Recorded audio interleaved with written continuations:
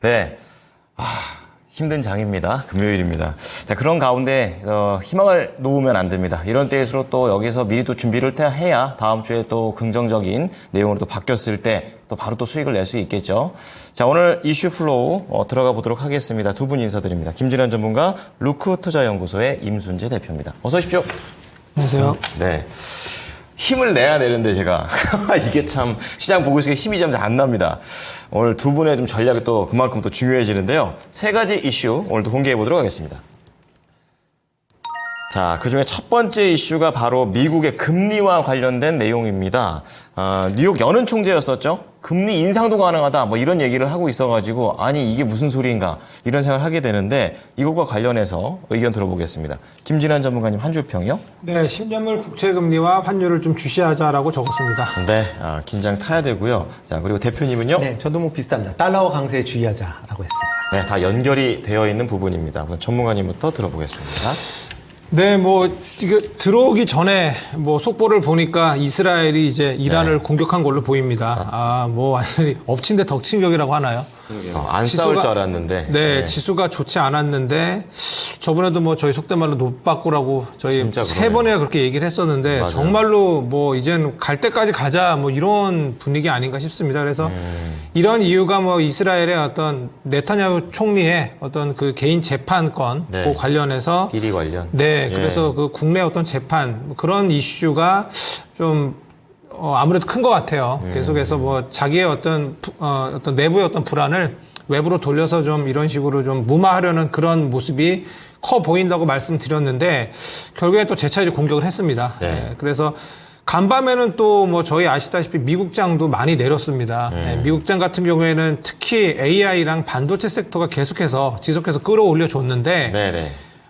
그래도 지금 반도체 같은 경우에 뭐 TSMC가 좋은 호실적을 발표했음에도 불구하고 오히려 그냥 고점이다라는 생각에서 던지더라고요. 그렇군요. 예, 그래서 지속해서 뭐 TSMC 같은 경우에는 실적 발표하기 전까지 주가가 계속 상승해 왔습니다. 근데 이제 금리 인하 기대감이 이제 후퇴하면서 거의 이제 9월로 이제 기대감이 이제 그렇죠. 9월 이후에나 이제 금리 인하 기대가 된다라는 그런 어떤 후퇴. 여기에 이제 존 윌리엄스 미국 뉴욕 연은 총재가 이제 필요하다면 금리 인상까지 배제하지 않겠다. 여기에 좀 더 초점을 맞추더라고요. 그렇죠. 네. 여태까지는 그러니까 장이 어떤 빅테크들의 어떤 기업 실적 이것이 어떤 버팀목이다라고 했는데 그 기업 실적보다는 오히려 금리 인하 기대감이 후퇴하는 것에 더 초점을 맞춘다라는 그런 느낌이 들었습니다. 어제 미장을 보고. 네. 여기에 이제 아시다시피 우리 국내장 같은 경우에 특히 미국 10년물 국채 금리에 상당히 민감하게 반응을 하는데 2년물이 좀 더 민감하지 않습니까? 그래서 5개월 내 최고 수준 5%에 근접을 했고 그다음에 이제 다시 또 재차 10년물도 4.60을 넘어섰습니다. 그래서 네. 이런 모든 부분들이 결국에는 조정으로 들어가는 특히 미국장 같은 경우에 원래는 이렇게 내려주면은 기술적으로라도 반등을 좀 바로 해줬는데 그렇게 못 해주고 있어요. 그러게요. 그래서 지난주부터 좀 꺾이기 시작을 했는데 네. 나스닥부터 좀 많이 영향을 좀 받는 모습입니다. 그래서 이런 부분이 좀 우려스러워요. 뭐 넷플릭스 같은 경우에도 실적이 좋게 나왔는데 시외에서 오히려 내렸거든요. 그러니까 심리가 그만큼 안 좋다라는 얘기죠. 네, 그래서 저는 그냥 만약에 제가 그러니까 긍정적으로 보자면 미국장 같은 경우에는 계속해서 올라왔어요. 계속해서 올라왔으니까 실적 발표가 있는데 오히려 이제 너무 이제 고점이니까 실적 발표가 오히려 재료 소멸로 내리는구나. 우리나라는 다르다. 우리나라는 뭐 삼성전자 같은 경우에 지금 오른 것도 별로 없었는데. 그렇죠. 예, 그래서 실적이 1분기 실적이 좋으니까 그냥 반등이 나왔는데 거기서 좀 내리거든요. 그래서 오히려 그냥 디커플링 어제처럼 네. 이제 미장하고 좀 디커플링 해주면 어떨까라고 했는데 여지없이 그냥 그 상황을 좀 무너뜨리는 것이 그러게요. 제가 방금 말씀드린 그 두 가지. 환율도 좀 오르고요. 그다음에 국채금리가 문제인 것 같습니다. 네. 여기 한번 오버슈팅이 4.75 이상 나와줘야지 좀 끝날 것 같다는 생각이 드는데 오늘 이제 또 이스라엘의 어떤 이제 공격까지도 또 있으면서 이렇게 되면 이제 국채금리는 좀 내릴 가능성은 좀 있거든요. 네. 아무래도 국채 수요, 안전자산에 대한 어떤 수요가 좀 커짐으로써 올라갔죠. 네. 또 이것이 또 이제 국내에 미치는 영향을 또 이제 봐야 되는데 너무 이렇게 외국인의 ATM기 같아요. 저희 악재가- 오명이 있죠, 약간. 네, 어떻게 이렇게 그냥 뭐 악재란 악재는 지금 뭐 중국장도 버티고 있고 그런데 국내장만 이렇게 엄청나게 내리거든요. 과도하다라는 생각도 합니다. 그래서 뭐 지금 들어오기 전에 뭐 해칭주로 뭐 제주은행이나 뭐 이런 거 다 아니겠습니까? 흥하해운, 그 다음에 흥구석유 이런 것들인데요. 근데 모르겠습니다. 너무 강력하게 내리니까 뭐 월요일이나 다음 주 정도에 한 반등 한번 노려보시는 전략으로 오히려 만약 너무 급락하는 종목들은 추가 매수도 한번 생각해 보시는 전략 어떨까 합니다. 이 반도체 같은 성장주 같은 걸 많이 내리는데요. 네. 다음 주도 좀 안개 속입니다. 그렇기 때문에 분할로 너무 오늘도 좀 지켜보셔야 돼요. 오늘 차라리 좀 올려주는지 지수가 중요합니다. 오늘은 뭐 개별주 뭘 사야 돼 이게 좀 중요한 게 아니거든요. 그렇군요. 그래서 오늘 좀 보수적으로 좀 대응하시면 어떨까 합니다. 네. 자, 이어서 임순재 대표께서도 달러 쪽으로 좀 더 연결을 해 주셨는데요. 달러도 지금 다시 올라가죠. 네, 그렇죠. 일단 뭐 미국 경제가 뭐 예상보다는 지금 탄탄하다라고 이제 얘기들을 하고 있으니까 네. 그러다 보니까 지금 계속 금리 인상도 계속 좀 미뤄지는 그런 모습을 보이고 있습니다. 여기에 이제 지정학적 리스크로 인해서 뭐 유가를 비롯해서 이제 여러 이제 원자재 가격이 최근에 이제 좀 강한 흐름세를 좀 이어가고 있습니다.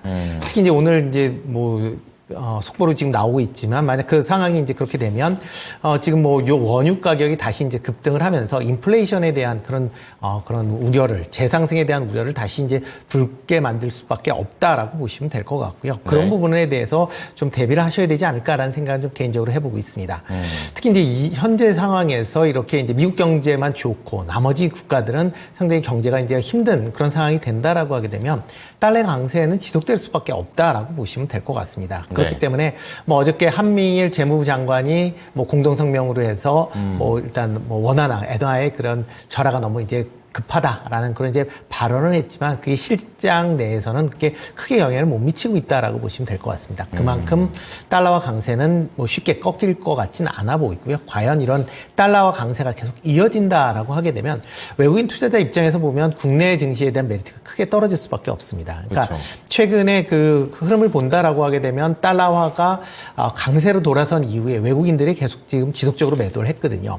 그다음에 어제 매수를 했었던 거는 달러화가 약세를 보였다라는 부분입니다. 그렇지만 오늘 다시 달러화가 강세를 보이면서 지금 외국인 매도세가 다시 커지고 있다라는 관점에서 본다라고 하면 네. 환율이 향후에 그 증시 흐름에 상당히 이제 중요한 역할을 미칠 가능성은 있다라고 보여지니까요.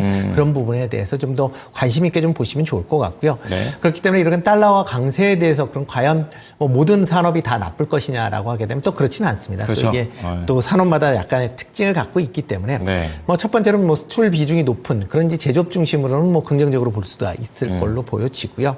또 하나가 이제 지금 수입 원자재를 많이 사용하고 있는 특히 이제 식료품 관련주들이 그나마 조금 버틴 게 였는데 예. 그 이유 중에 하나는 이제 원자재 가격이 올라간다라고 하게 되면 제품 가격을 반영을 할 수 있다라는 겁니다. 네. 대표적으로 지금 롯데 월푸드 같은 경우에는 지금 17개 품목, 그러니까 초콜릿이 들어가는 이제 17품목에 대해서 지금 한 12% 정도 이제 가격을 인상을 했거든요. 그리고 뭐 이렇게 월푸드가 인상을 하다 보니까 이제 다른 뭐 빙과 업체인 이제 빙그레 같은 경우도 제품 가격 인상에 대한 기대감으로 또 주가가 좀 강한, 상대적으로 좀 강한 모습을 보이듯이 이런 식으로 좀 차별화된 그런 상황이 좀 더 이어질 가능성이 있다라고 생각을 하고 있습니다. 그럼 이제 강달러 기준으로 식료품하고 수출주를 보신다고 하셨는데 네. 구체적으로 좀 더 좁혀주신다면요? 뭐 종목으로 본다라고 하게 되면 지금 현재 뭐 불닭볶음면이 잘 팔리고 있는 삼양식품. 수출 잘 되죠. 네, 수출 잘 되고 있거든요. 뭐 단순히 불닭볶음면 오리지널뿐만 아니라 지금 불닭볶음면이 이제 파생되는 여러 가지 이제 제품군들이 있습니다. 네, 네. 그거에 대한 수출도 지금 더 많이 이루어지고 있기 때문에 그런 점 관심 있게 좀 보시면 좋을 것 같고요. 이와 더불어 현대차 과연 이제 이게 최근 들어 이제 주가가 주춤거리고 있긴 하지만 뭐 원화가 약세가 된다라고 하게 되면 그만큼 이제 수출 대금에 대한 그 환차익에 대한 부분을 그렇죠. 기대해 볼 수 네. 있으니까 그런 것도 같이 관심 있게 보시면 어떨까 싶습니다. 네, 자, 좋습니다. 지금 금리 인하 기대감이 줄어드는 그런 관점에서 우리가 또 어떤 종목들을 해칭 개념으로 좀 봐야 될지 알아봤고요. 두 번째는 ASML에 이어서 TSMC가 되겠습니다. 우선은 실적이 잘 나온 것으로 알고 있는데 TSMC가 미장에서 좀 많이 떨어졌습니다. 자, 관련해서 알아보겠습니다. 김진환 전문가님 한 줄 평은요? 네, 미국 시장의 약세장 돌입이 문제라고 적었습니다. TSMC의 문제는 아닌 거군요. 자, 임순재 대표는요? 네, 국내 반도체주 조정이 커지면 저가 분할매수 관심 있게 보셔도 되지 않을까 싶습니다. 좀 더 구체적인 전략이 나옵니다. 김진환 전문가부터 들어보겠습니다. 네, 뭐 어닝 서프라이즈라고 뭐 많이 이제 언론에서 이야기 나올 정도로 뭐 괜찮았습니다. 순이익 같은 경우에 뭐 전년 동기 대비 한 8.9% 증가를 해서 시장 전망치를 우선 다 웃돌았습니다. 웃돌았는데 아까도 제가 말씀드렸어요. 그러니까 TSMC도 지속적으로 반도체 뭐 필라델피아 반도체 지수가 별로 좋지 않았는데 많이 버텨줬거든요. 네. 버텨줬는데 실적 기대감, 실적 발표 기대감이 있었기 때문에 버텨줬는데 오히려 실적 발표를 한 다음에 미장에서 어제 내렸습니다. 그래서 거의 마이너스 4.86으로 마감을 좀 했거든요. 미국장 기준입니다. 그래서 예. 마감을 했는데, 그래서 제가 아까 말씀드린 그대로예요. 그러니까 지금 미장이 아무래도 계속 1월 달부터 계속 달려왔습니다. 3월 말까지 계속 달려오다 보니까 고점이긴 했는데 많이 좀 올라와 있는 상태에서 1분기 실적 발표 끝나면 2분기 실적 발표까지 좀 공백기가 있어요. 네. 그러니까 어떻게 보면 이번 실적 발표가 오히려 뭐 호재 소멸 정도 우선 그렇게 받아들인 것 같습니다. 우선 고점에서 우선 수익 실현하고 좀 내리면 다시 좀 사려는 그런 어떤 모습이 아닌가 이런 생각도 들고요. 그리고 시장이 제가 아까 말씀드린 대로 이게 좋지 않으면 조정장에 들어서고 하락장에 돌아서면 악재에 민감합니다. 그렇죠. 예, 그렇기 때문에 지금 아까 뭐 연은 총재도 금리 인상도 가능하다 이런 얘기에 초점을 맞추고 예, 그리고 이제 금리 인하도 이제 6월 물 건너가고 7월도 아니고 이제 9월일 수 있다. 이런 것들에 오히려 좀 더 시장이 초점을 맞추는 것 같아요. 그렇죠. 예, 어차피 이제 뭐 차익 실현도 좀 해야 되겠다. 잘 됐다 하고 저 실적 발표 나오네. 그러니까 매도하는 그런 관점으로 좀 보여지는 것 같아요. 근데 제가 뭐 저희 프로에서 누누이 말씀드렸지 않습니까? AI 반도체 시장은 연 평균 50%씩 성장하는 그런 산업입니다. 그래서 네. 작년으로 따지면 2차 전지가 그렇게 폭발적 성장을 했었죠. 작년까지. 그래서 네. 그런 산업이에요. 그래서 이것이 10년, 15년 지속됩니다. 예, 요게. 그렇기 때문에 저도 이게 끝났다라고 보지 않아요. 근데 많은 초보자분들은 힘드실 수 있습니다. 지금 또 내리니까 오늘 뭐 특히 삼성전자랑 SK 하이닉스 엄청나게 많이 빠지거든요. 네. 그러니까 오히려 이게 우리 방금 우리 대표님께서 말씀해 주셨지만 매수 기회라고 저는 보여져요. 근데 아시다시피 이거는 전혀 모멘텀이 전혀 그 펀더멘탈이 상관이 없습니다. 1분기, 2분기, 3분기, 4분기 실적이 엄청나게 좋아지는 회사들인데 다 외적 변수 때문에 내리는 거거든요. 그러니까 이런 지금 변동성은 커지고 있기 때문에 분할 매수로 접근을 좀 하시면 좋을 것 같고 오늘은 좀 관망을 하시고 다음 주부터 오히려 조금 반등하거나 아니면 이란이 또 이제 이스라엘에 어떻게 이제 나오는지 그런 것들도 중요해졌어요. 한번 네. 차라리 보시고 예, 안정적으로 접근하신 게 어떤가 합니다. 네. 자, TSMC의 실적은 이제 재료 소멸 정도로 좀 얘기를 좀 해주셨습니다. 자, 이어서 임순재 대표께서는 이 부분에서 어떻게 생각하십니까?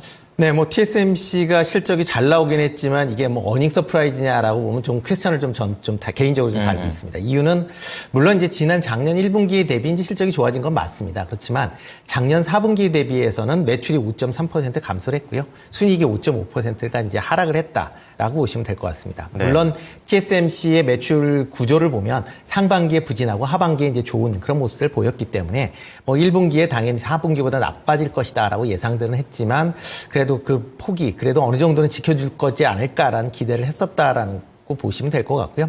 그런 부분이 이제 빠졌기 때문에 주가가 하락을 했다라고 보시면 될 것 같습니다.